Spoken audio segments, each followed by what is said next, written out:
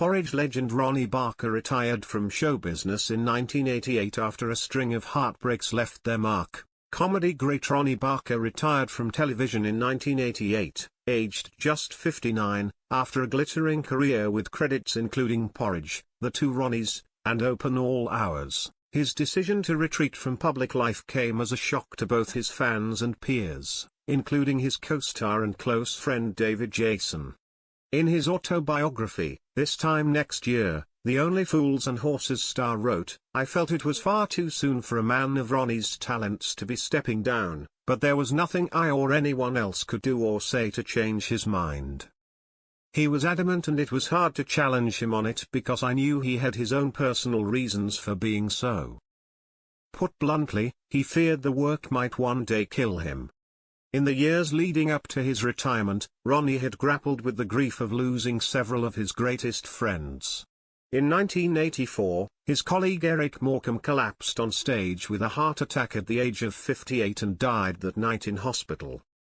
A few months later, rising damp star Leonard Rossiter also died from a heart attack while waiting to go on stage in London. He was just 57. Ronnie was particularly affected by the death of his Porridge co-star, Richard Beckinsale, in 1979 aged just 31. The actor suffered a heart attack at home, and his death sent shockwaves across the entertainment industry.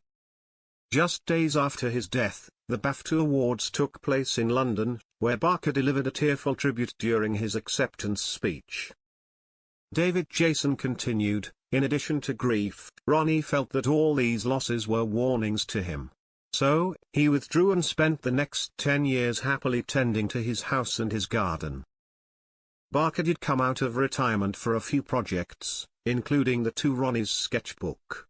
18 years after the BBC comedy concluded, Barker reunited with Ronnie Corbett to film new introductions for a collection of iconic sketches. Barker appeared frail and had lost a lot of weight, and it later became clear that he had been very unwell with a heart condition whilst filming the 2005 show. Despite his failing health, Barker was set on recording one last Christmas special just 3 months before his untimely death.